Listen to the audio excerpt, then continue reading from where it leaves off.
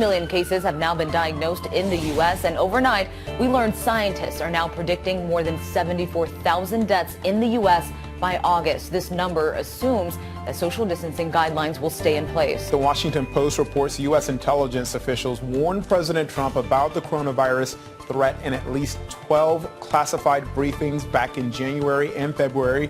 But the Post reports the president, quote, failed to register the threat. Were you warned about what was happening with coronavirus and the threat to this country? Should there have been stronger warnings? What were you hearing every day? I think probably a lot more than the Democrats, because a month later Nancy Pelosi was saying, let's dance in the streets of Chinatown. You go back and you take a look at even professionals like Anthony were saying, this is no problem. This is late in February. This is no problem. This is going to blow. This is going to blow over. And many people, Democrats, professionals, probably Republicans, said that this would never happen, that be nothing, no big problem. You saw that, I think, better than anybody, Deborah. This was after the ban, so obviously I took it very serious. I'm not going to be banning China from coming in if I didn't take it seriously, and I did that early. More states are announcing their plans to reopen. Life is starting to get back to normal in some states amidst the coronavirus pandemic, as other states are still struggling. In Tennessee and Georgia, some restaurants opened Monday after weeks of being closed. You know, these guys need work. They need to make money. But not all Georgia establishments want to reopen. A group of more than 50 restaurants signed an ad that will run in one of Atlanta's newspapers with the hashtag Georgia Hospitality Together, saying, quote, we agree that it's in the best interest of our employees, our guests, our community, and our industry to keep our dining rooms closed at this time. Meanwhile, other states are announcing plans to reopen. On Friday, Texas restaurants, museums, libraries, and malls will be allowed to open at 25% capacity. But not all states are ready to go that far. New York still seeing 1,000 new cases each day. Governor Andrew Cuomo extending shutdown orders beyond the current mid-May mandate for much of New York. President Trump has unveiled a blueprint to expand coronavirus testing with the goal of conducting 2 million tests per week by the end of May. A crucial part of the plan, allowing pharmacies like CVS and Walgreens to administer tests at hundreds of new sites.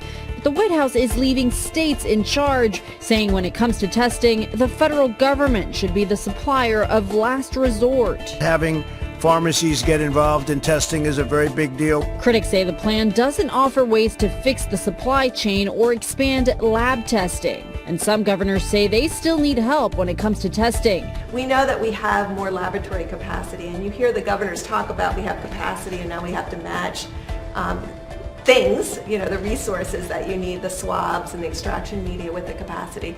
And I think governors are well aware of how to expand testing now. And so we're in that partnership. That's what was announced yesterday. The government facing problems rolling out the second round of the Paycheck Protection Program for small businesses. Website problems now being blamed on a glitch. At one point Monday, twice as many people were trying to use the system than during the first round of applications. And new outrage stemming from that first round of funding after word that the NBA's Los Angeles Lakers, a team worth more than $4 billion, was able to get a $4.6 million loan. The team now giving the money back. In response to some of the problems reported, President Trump called out banks, saying it's their responsibility to do an accurate job dispensing the funds. He also said the demand for the program is proof it's a huge success. As it is that the federal government actually is stepping up and putting real money out there for small, medium-sized businesses, the way it's being done is creating a lot of problems. First, that those big businesses tried to usurp it, but second, it's a first-come, first-served basis. And some businesses are much better positioned to take advantage of it than others, and the ones that need it the most, the ones that have the fewest resources, actually are getting boxed out. We cannot let that happen. The household supply chain is getting a much-needed refill. Probably in the next month or two, you're going to see probably full walls of toilet paper. Shortages of some products are easing, but consumers are still having to search for hand sanitizer, paper towels, tissues, and of course, toilet paper. Experts say the shortages right now were caused by our shopping habits at the start of this pandemic. Georgia Pacific, the company behind brands like Angel Soft and Quilted Northern, says demand for toilet paper has increased by 40%, and they're working as fast as they can to keep up. We're making 1.5 million more rolls a day across our systems. We're making product as quick as we can.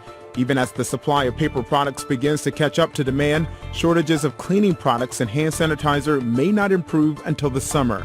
That's because the chemicals in those items come from China. The Navy's Blue Angels and Air Force's Thunderbird flying over New York City to honor those on the front lines of the coronavirus fight. A little later this afternoon, they'll do the same thing over the Philadelphia area. Happy Tuesday morning, meteorologist Ginger Z with a big wall of lightning behind me. That would be a driving shot from Dallas, Texas this morning. Severe storms blew through there, and what ended up happening was you had golf ball size hail, got pictures of that from Arlington, and some strong winds. And that's just round one. So let's talk about what else is coming. But first, can I just show you Ivanhoe, Texas, that gorgeous tornado. I say gorgeous only because in meteorology it's gorgeous until it hurts something, of course.